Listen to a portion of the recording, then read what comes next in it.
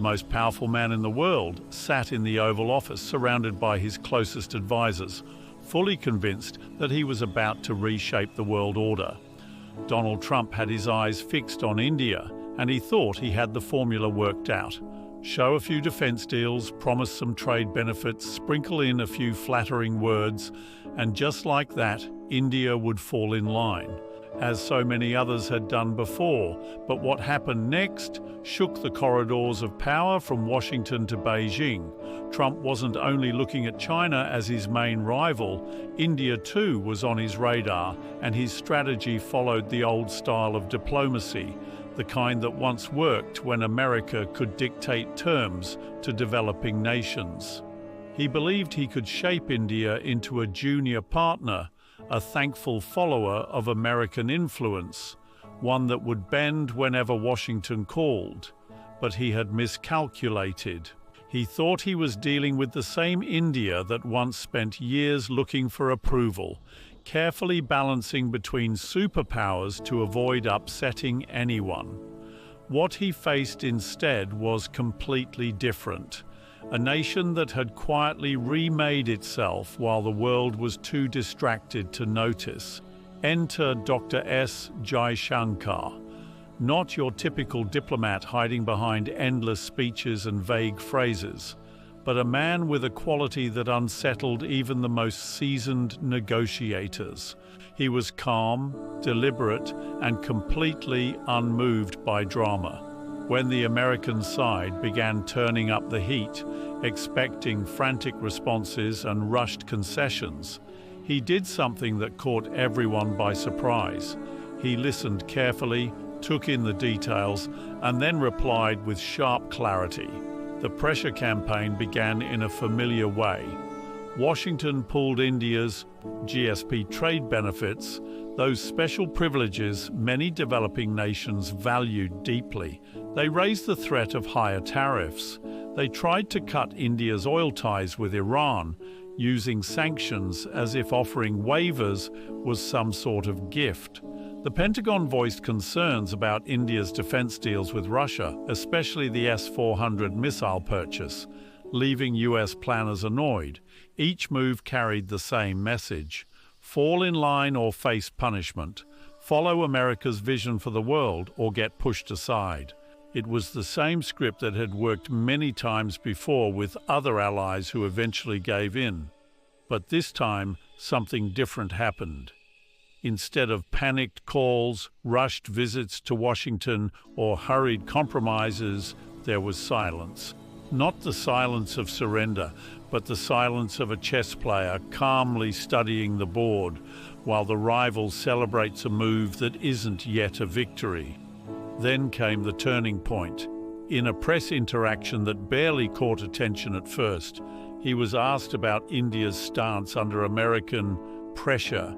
His answer would later be studied in think tanks, quoted in intelligence reports, and remembered in diplomatic circles for years to come.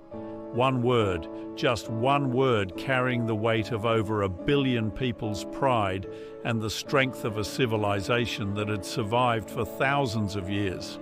Reciprocity. 4 simple syllables, ordinary to many, but powerful to those who understood. Reciprocity is not just a word, it is independence disguised in diplomatic language. Its message was unmistakable. The time of one-sided relationships was over. India was no longer a passive receiver of American tactics.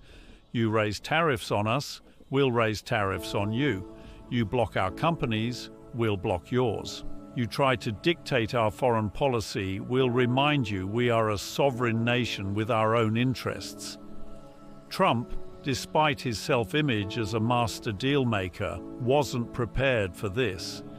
He had come into talks expecting to control the terms.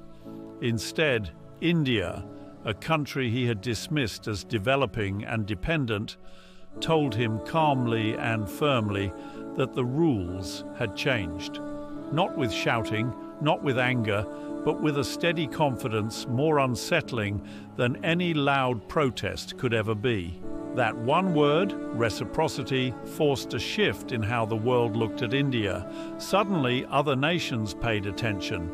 If India could stand firm against American pressure without breaking, without begging, without yielding, what did that mean for the balance of power? But the message didn't stop there. When pressed to cut all oil ties with Iran, India replied in a steady voice. Its decisions would follow national interest, not Washington's orders. When the US hinted at playing a role in Kashmir, India answered instantly and firmly, "No place for outside mediation, period." Every reply followed the same pattern.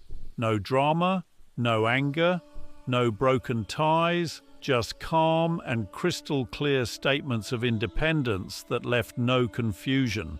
It was like watching a master in strategy use the other side's force against them without ever needing direct confrontation.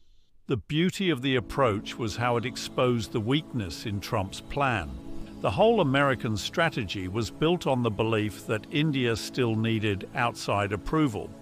They thought India would trade freedom for closeness to US power. They assumed India could be pushed and pulled with threats and promises. But instead, they faced a country that had built its own weight, its own center of gravity. India wasn't chasing alignment, it was demanding respect. Alignment suggests subordination. Respect signals equality. Look at defense as an example.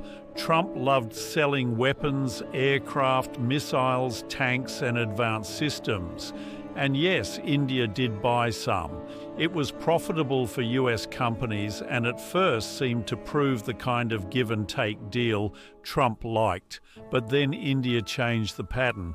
Purchases were not just transactions, they had to fit with strategic plans. At the same time, India began building its own defense abilities. American suppliers suddenly had to compete, not just with Russia and Europe, but with India itself, creating hypersonic missiles, anti-satellite weapons, aircraft carriers, and advanced drones.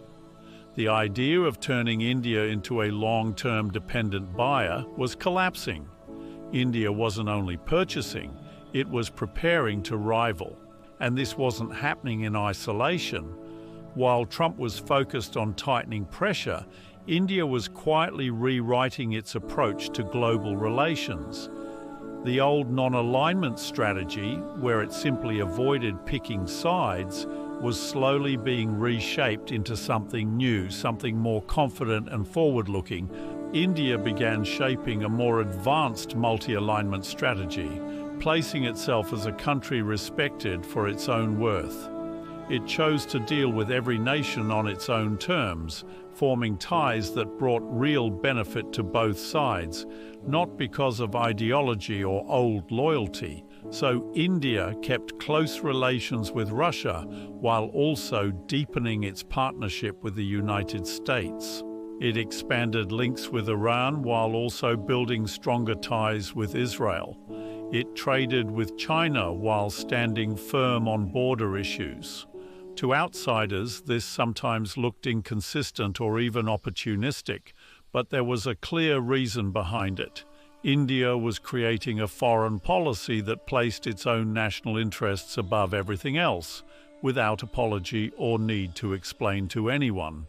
The Quad partnership, the joint dialogue between India, the US, Japan and Australia, showed this approach perfectly. Washington viewed it mainly as a way to pull India into America's rivalry with China, to make it a tool for containing Beijing. But from the start, India made it clear that its participation came from its own vision for the Indo-Pacific region, not from someone else's containment strategy. Even when Chinese forces pushed forward aggressively at the line of actual control, sparking the worst border crisis in decades, India did not run to Washington seeking protection or military backing.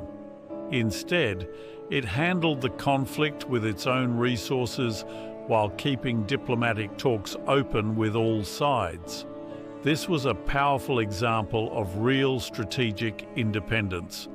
being strong enough to manage your own challenges while staying engaged with the rest of the world. The outcome of these steps was striking.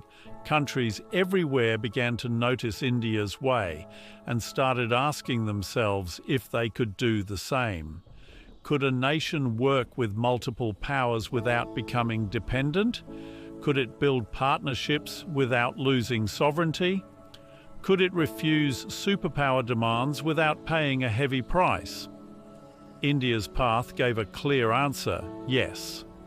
But it required something that many nations did not have: the confidence to trust their own worth and the patience to build new choices instead of relying only on one major ally.